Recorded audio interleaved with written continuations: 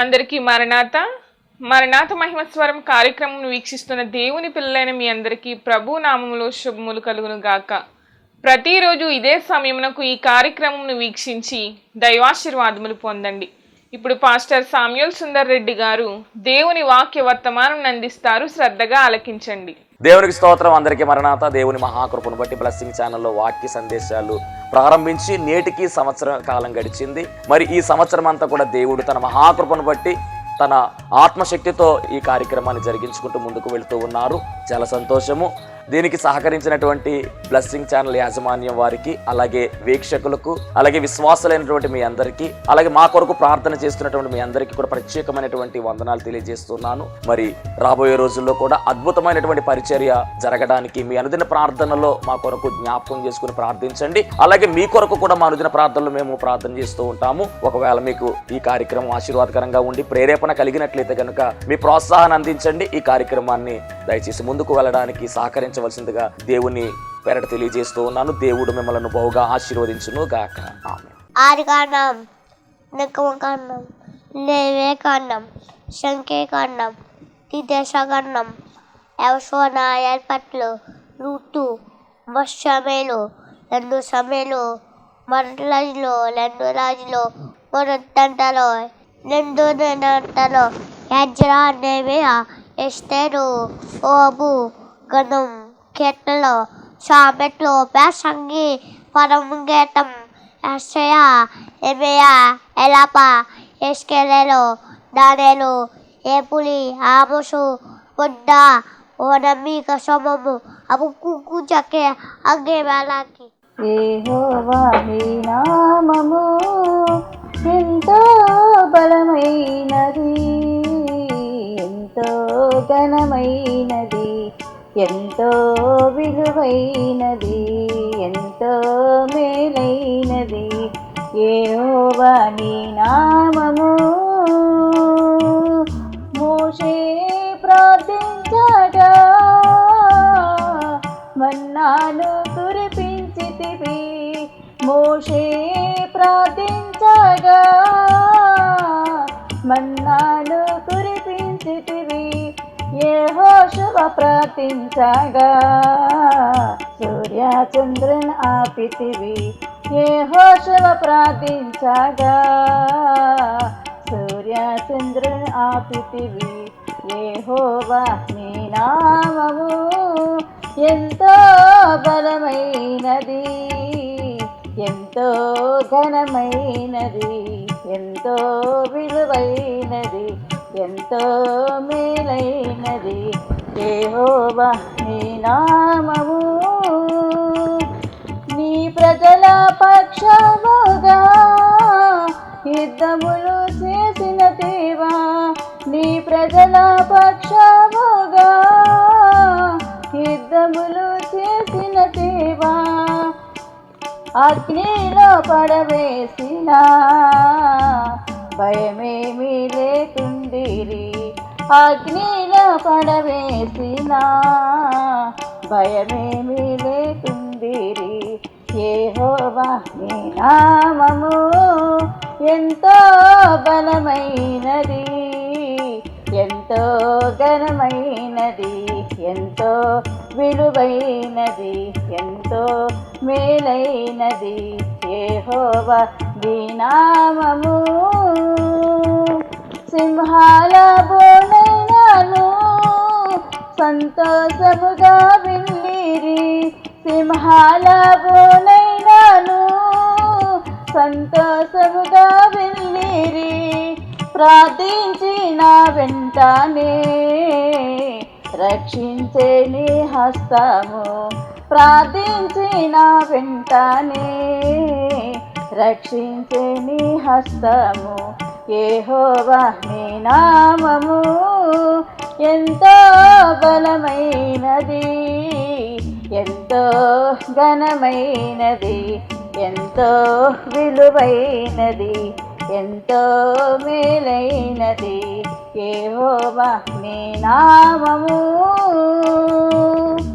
చెరసాలలో వేసిన సంకెళ్ళు బిగించిన చెరసాలలో వేసిన సంఖ్యలు బిగించిన సంఘము ప్రార్థించగా సంఖ్యలు విడిపోయేను.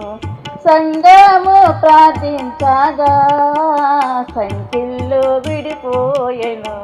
యెహోవా నీ నామము ఎంతో బలమైనది, ఎంతో ఘనమైనది, ఎంతో విలువైనది, ఎంతో మేలైనది. యెహోవా నీ నామము. దేవునికి స్తోత్రం. అందరికీ మరణాత. దేవుడు మనకు అనుగ్రహించిన ఈ ప్రాముఖ్యమైన సమయంలో దేవుని వాక్యాన్ని ధ్యానించుకుందాము. ముందుగా దేవుని వాక్యాన్ని చదువుకుందాము. అపోస్తలుడైన పౌలు హెబ్రీయులకు రాసినటువంటి పత్రిక 11వ అధ్యాయము 5వ వచనాన్ని చదువుదాము. విశ్వాసమును బట్టి హనోకు మరణము చూడకుండానట్లు కొనిపోబడెను. అతడు కొనిపోబడక మునుపు దేవునికి ఇష్టుడై ఉండెను అని సాక్ష్యము పొందెను. కాగా దేవుడు అతన్ని కొనిపోయెను గనుక అతడు కనబడలేదు. మహాపరిశుద్ధుడా, మహిమగల దేవా, ప్రేమాస్వరూపి, దయగల యేసు క్రీస్తు ప్రభువా, నీ ఘనమైన నామానికి వందనాలు, స్తోత్రాలు, స్తుతులు చెల్లించుకుంటూ ఉన్నాం. ప్రభువా, నీ మాటలో శక్తి ఉన్నది, నీ మాటలో ప్రభావం ఉన్నది, నీ మాటలో సంపూర్ణత ఉన్నది. దేవా, నీకు వందనాలు తండ్రి. ఇదిగో ఈ ప్రశస్తమైన సమయములో నీ మాటలు మాకు అవసరమై ఉన్నవి. దేవా, మీరే మాతో మాట్లాడండి ప్రభువా, నీ బిడ్డలతో మాట్లాడండి, మహిమ పొందుకోమని వాక్యమై ఉన్న యేసు నామములు అడుగుచున్నాము పరమ తండ్రి, ఆమెన్. దేవనామమున మీ ఎల్లరకు శుభములు కలుగునుగాక, ఆమెన్. దేవునికి స్తోత్రం. అందరూ బాగున్నారమ్మా? మరి మరణాత మహిమా స్వరం అనేటటువంటి ఆధ్యాత్మిక కార్యక్రమాన్ని ప్రతిరోజు కూడా వీక్షిస్తున్నటువంటి మీ అందరికీ మరొక పర్యాయం ప్రత్యేకముగా నా యొక్క వందనాలు తెలియజేస్తూ ఉన్నాను. చాలా సంతోషం. మరి ఈ ప్రసంగాలు అన్నీ కూడా ఆలకిస్తూ మాకు ఫోన్ చేస్తూ ఉన్నారు, నాతో మాట్లాడుతూ ఉన్నారు చాలామంది. పాస్టర్ గారు వాక్యం చాలా బాగుంటుందండి, మాకు బాగా అర్థమవుతుంది, మాతోనే దేవుడు మాట్లాడుతున్నాడని అనేక మంది చెబుతూ ఉన్నారు. చాలా సంతోషం. దేవుని కార్యం ఇది, దేవుని పని ఇది. చాలామంది ఫోన్ చేస్తూ ఉన్నారు, చాలా సంతోషం. అంత మాత్రమే కాదు, గమనించండి, మరి ఈ యొక్క వీడియోస్ అన్నీ కూడా మరి మా యూట్యూబ్ ఛానల్లో భద్రపరిచాం. దయచేసి మరి ఛానల్లో మరి మీరు సబ్స్క్రైబ్ చేసుకోండి. మా యూట్యూబ్ ఛానల్ గురించి చెప్తూ ఉన్నాను. సామ్యూల్ సుందర్ రెడ్డి పడాల అని కనుక మీరు కొట్టినట్లయితే యూట్యూబ్లో ఛానల్ ఓపెన్ అవుతుంది. సామ్యూల్ సుందర్ రెడ్డి పడాల అని కొట్టాలి. ఓపెన్ అయిన తర్వాత దాన్ని సబ్స్క్రైబ్ చేసుకోండి. ఇంకా మరిన్ని సమాచారము, మరిన్ని ప్రసంగ అంశాలు మరి ఆ యొక్క ఛానల్లో ఉన్నాయి. చాలా సంతోషము. అన్నీ కూడా మీరు చూడడానికి, వినడానికి, నేర్చుకోవడానికి, దేవునిలో ఇంకనూ బలంగా ముందుకు వెళ్ళడానికి ఇవి ఉపయోగపడతాయని దేవుని సేవకునిగా తెలియజేస్తూ ఉన్నాను. ఎవరైనా కనుక సబ్స్క్రైబ్ చేసుకోకపోతే కనుక చేసుకోండి. సామ్యూల్ సుందర్ రెడ్డి అనేటటువంటి యూట్యూబ్ ఛానల్ మరి అవైలబుల్గా ఉంది, వీక్షించండి. దేవునికి మహిమ కలుగునుగాక. మరి ఇప్పుడు ఈరోజు మనం మాట్లాడుకోబోతున్నటువంటి ఈ అంశము ఖచ్చితముగా ప్రతి క్రైస్తవుడు కూడా తెలుసుకోవాల్సినటువంటి అంశమై ఉన్నది. ప్రతి క్రైస్తవుడికి కూడా అవసరమైనటువంటి అంశమై ఉన్నది. ఎందుకు అంటే కనుక యేసుక్రీస్తు ప్రభువారిని మనం కలిగి ముందుకు వెళుతూ ఉన్నాం.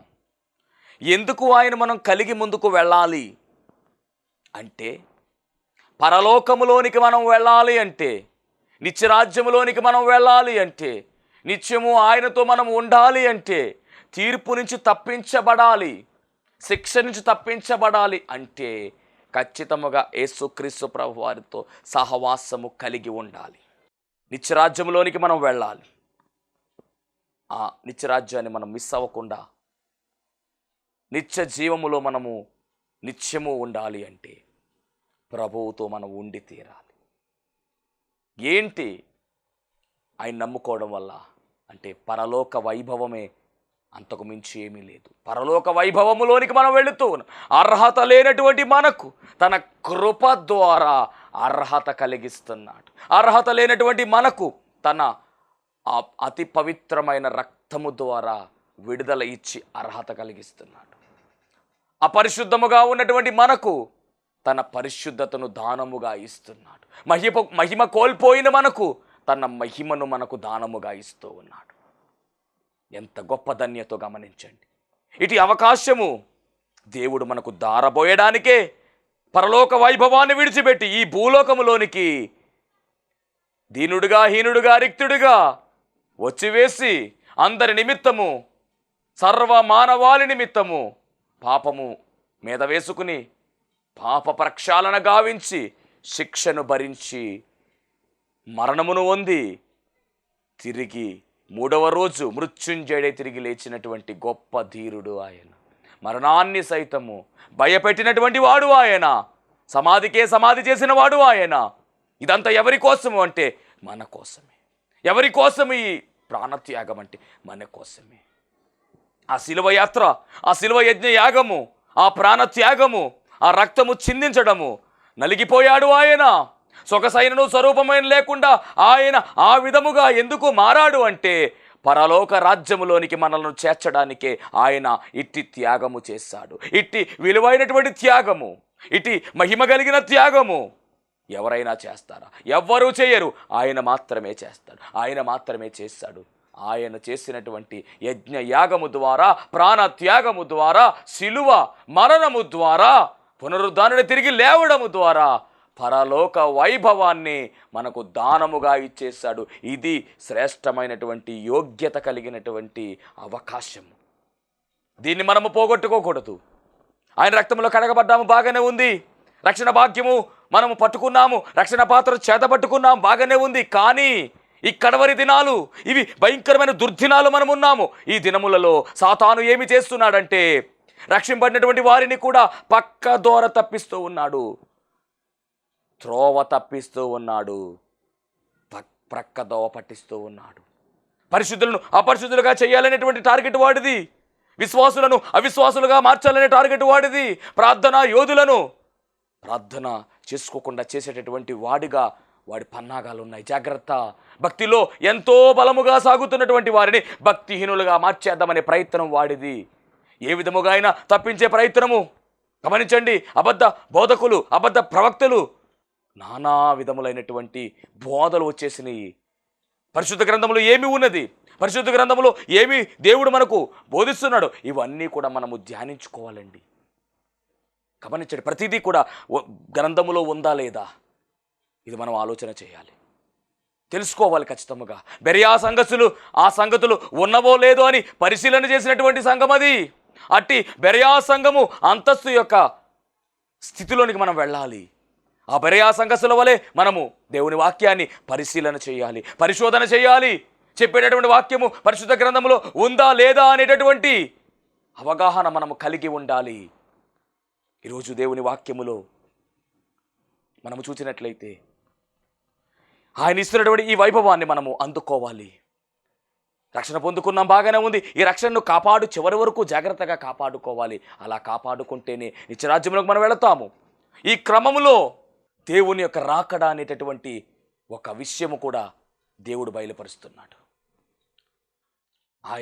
మనము ఈ రీతిగా ఉన్నప్పుడే ఆయన వస్తే మనము ఎగిరి మేఘం ఎక్కగలమా లేదా, రాకడ అంతస్తులో మనం వెళ్ళగలమా లేదా, ఆరోహణము అయ్యే అంతస్తులో మనం ఉన్నామా లేదా అని ప్రశ్న వేసుకోవాలి.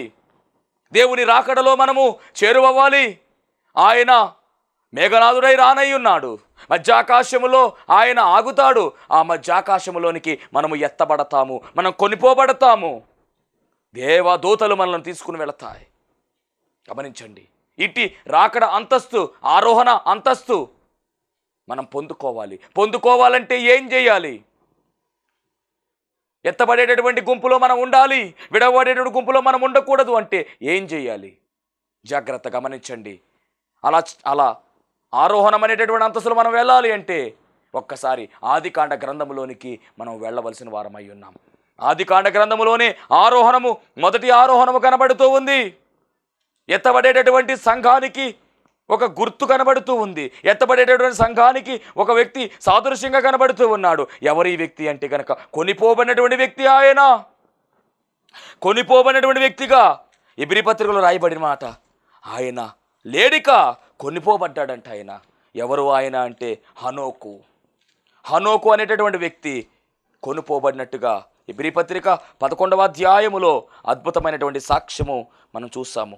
11వ అధ్యాయము 4వ వచనం. విశ్వాసమును బట్టి హనోకు మరణము చూడకొండునట్లు కొనిపోబడెను. ఇది వధువు సంఘానికి దేవుడిస్తున్నటువంటి ఆధిక్యత. ఈ ఆధిక్యతలో ప్రతి ఒక్కరు కూడా ఉండాలి. యేసుక్రీస్తు ప్రభువారిని కలిగినటువంటి వారందరూ కూడా ఈ ఆధిక్యతలోనికి రావాలి. అలా రావాలి అంటే మన భక్తి విషయములో, విశ్వాసం విషయములో, ప్రార్థన విషయములో, ఉపవాస విషయములో, దేవుని సహవాస విషయంలో ఎక్కడ రాజీ పడకూడదు. సాతానుకు చోటు ఇవ్వకూడదు. కడవరి దినాలు భయంకరమైన దినాలు. జాగ్రత్త. విశ్వాసులను అవిశ్వాసులుగా మార్చివేసే ప్రయత్నం ఇది. ఆనాడు ఆది అపోస్తలులు ఎన్ని అవరోధాలు వచ్చినప్పటికీ, ఎంత కష్టం వచ్చినప్పటికీ, ప్రాణాలు తీసేస్తామని బెదిరింపులు వచ్చినప్పటికీ నిలబడిపోయారండి. ప్రభువు కొరకు నిలబడిపోయారు, దేవుని కొరకు నిలబడిపోయారు, దేవుని సువార్త కొరకు నిలబడిపోయారు. అవసరమైతే ప్రాణాలు కూడా ఇచ్చేస్తామన్నారు, ఇచ్చేశారండి. హతసాక్షులుగా మారిపోయారు. సువార్త పనిలో బలమైనటువంటి యోధులుగా వారు నిలిచిపోయారు, చరిత్రలో మిగిలిపోయారు. పరలోకములో వీరులుగా వారు గుర్తింపు నొందుకున్నారు. హెబ్రీ పత్రిక 11వ అధ్యాయములో రాయబడినటువంటి వారు విశ్వాస వీరులు, విశ్వాస శూరులు. వారు దేవుని చేత కొనియాడబడినటువంటి వారు. అది సువార్త పరిచర్య అంటే. అది దేవుని యొక్క సువార్త కలిగిన వారి యొక్క లక్షణము. ఎక్కడ కూడా తగ్గడానికి వీలు లేదు. దేవునికి మహిమ కలుగునుగాక. క్రీస్తు కొరకు తెరవబడినటువంటి పత్రికల వలె వారు పనిచేశారు. పౌలు అంటున్నాడు కదా, మీరు కూడా క్రీస్తు కొరకు తెరవబడినటువంటి పత్రికలు.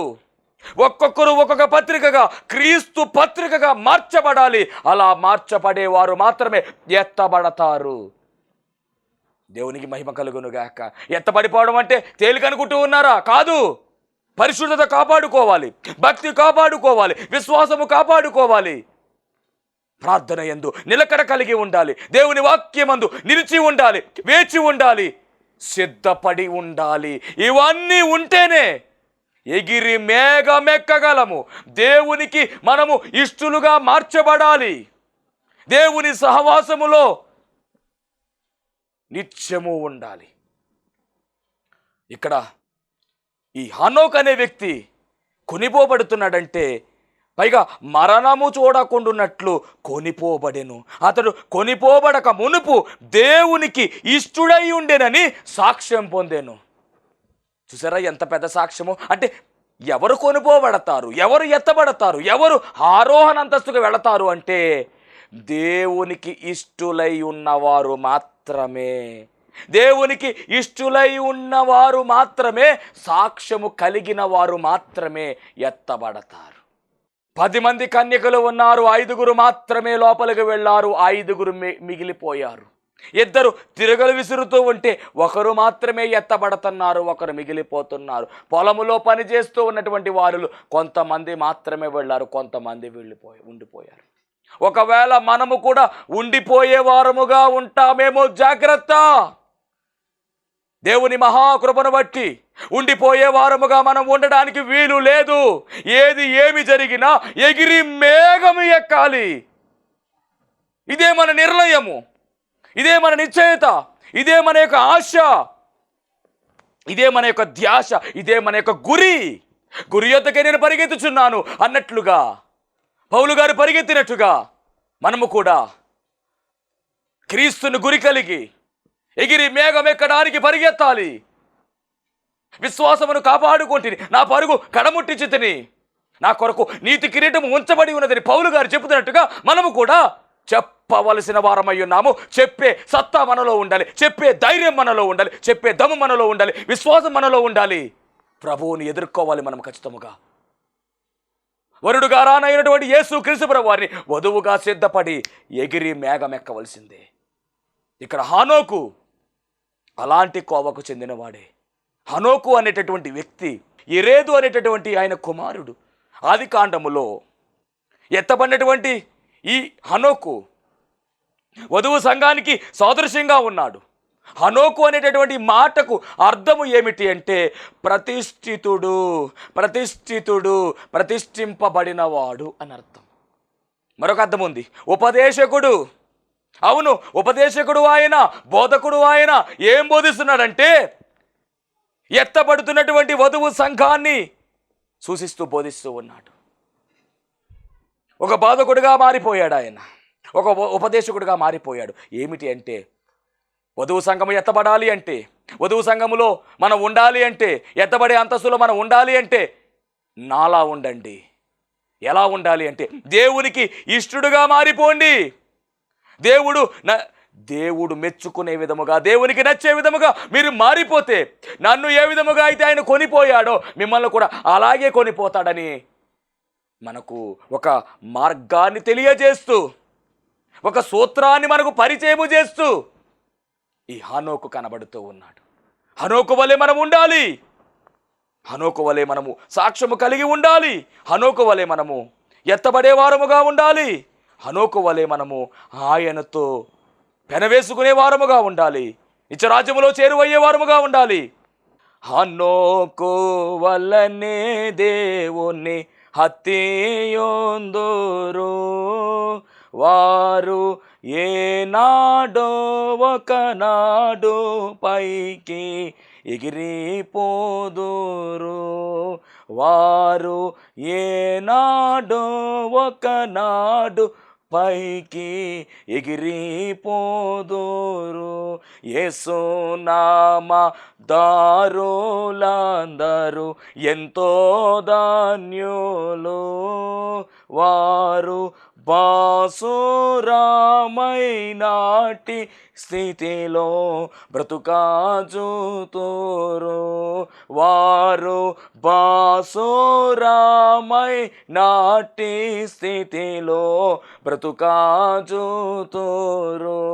అవును, హనోకు వలె దేవుని హత్తుకుని ఉంటే ఎత్తబడతాము అనే విషయాన్ని కూడా ఇక్కడ దేవుని వాక్యములో మనం చూస్తున్నాం. హనోకును దేవుడు ఎందుకు ప్రాణములతోనే కొనిపోయాడు? హనోకును చూడ్డానికి హనోకు లేడట. ఆది కాండములోనే జరిగిపోయింది ఇది, ఆదిలోనే జరిగింది ఇది. ఎన్ని తరాల్లో జరిగింది అంటే ఆదాము మొదలుకొని 7వ తరం వాడే ఈ హనోకు. ఎంత అద్భుతమైనటువంటి చరిత్ర గమనించండి. 6వ తరము నుంచి, మొదటి నుంచి 6 తరాల వరకు లేదు, కానీ 7వ తరం వాడు ఎత్తబడ్డాడు. దేవుని సృష్టి కార్యము కూడా అలాగే జరిగింది. దేవుని సృష్టి కార్యము 6 రోజులలో దేవుడు సృష్టించి 7వ రోజును ఆయన ఆశీర్వదించి విశ్రాంతినముగా ప్రకటించినట్టుగానే 6 తరాలు ఏమీ లేదు, 7వ తరం వాడైన హనోకు ఎత్తబడ్డాడు. గమనించారా దేవుని బిడ్డలారా?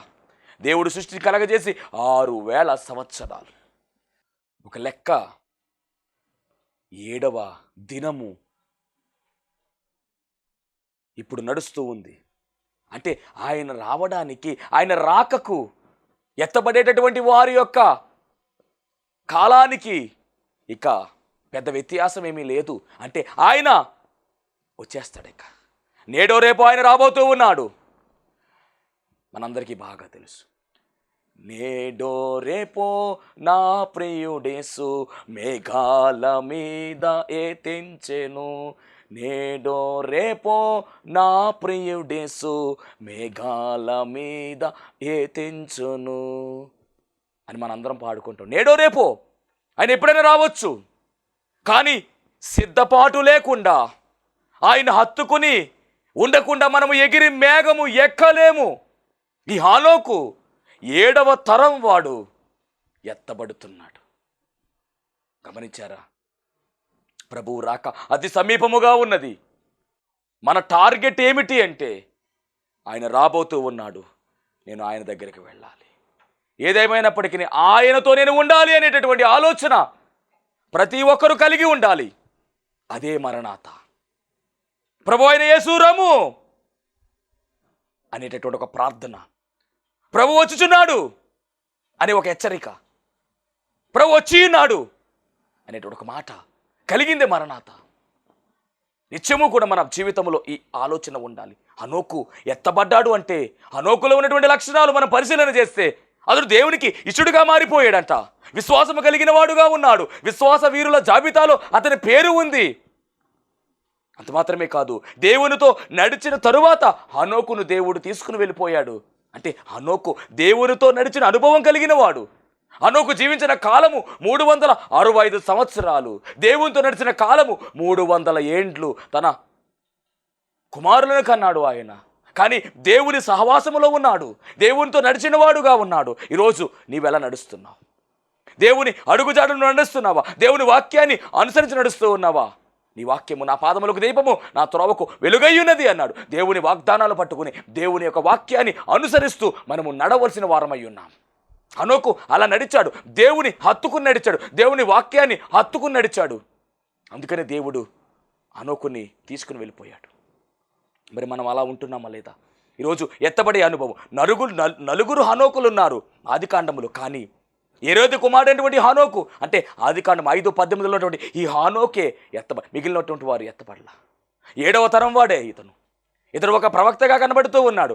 యూదాపత్రిక 1వ అధ్యాయంలో మన యూదాపత్రిక ఒకే అధ్యాయం ఉంటుంది. దాంట్లో మరి 14 వచ్చిన మనం పరిశీలన చేస్తే ఈ హనోకు గురించి అక్కడ రాయబడింది. ఆదాం మొదలుకొని 7వ తరమైనటువంటి హనోకు ప్రవచించినటువంటి ఒక ప్రవక్తగా కనబడుతూ ఉన్నాడు. మరి ఇన్ని క్వాలిటీస్ హనోకులో ఉన్నాయండి. హనోకు తరం వరకు కూడా గమనిస్తే ముంతరం వరకు కూడా అందరూ కూడా మృతి పొందెను అని రాయబడి, కానీ హనోకు అయితే మృతి పొందలేదు, కొనిపోబడ్డాడు ఆయన. ఈరోజు మనము కూడా హనోకు వలె కొనిపోబడే భాగ్యము, ఎగిరి మేఘమెక్కే ధన్యత దేవుడు మనకు అనుగ్రహించాలని కోరుకుంటూ ఉన్నాను, ప్రార్థన చేస్తూ ఉన్నాను. హనోకు వలె ఎత్తబడేటటువంటి అంతస్తు దేవుడు మనందరికీ అనుగ్రహించును గాక. ఆమేన్. మహాపరిశుద్ధుడా, మహిమగల దేవ, ప్రేమ స్వరూపి, దయగల యేసు క్రీస్తు ప్రభువాని ఘనమైన నామానికి వందనాలు, స్తోత్రాలు, స్తుతులు చెల్లించుకుంటూ ఉన్నాం. హనోకు వలె ప్రభువా ఎత్తబడేటటువంటి ధన్యత మా అందరికీ దయచేసి ఈ 2వ రాకడలో ప్రభువా నాయన నిలిచిపోయే యోగ్యత మాకు అనుగ్రహించి మహిమ పొందుకోమని త్వరగా పెండ్లి కుమారుడుగా రానయ్యున్న యేసుక్రీస్తు వారి నామములు అడిగి వేడుకొనుచున్నాం పరమ తండ్రి. ఆమేన్. అందరికీ మరణాత.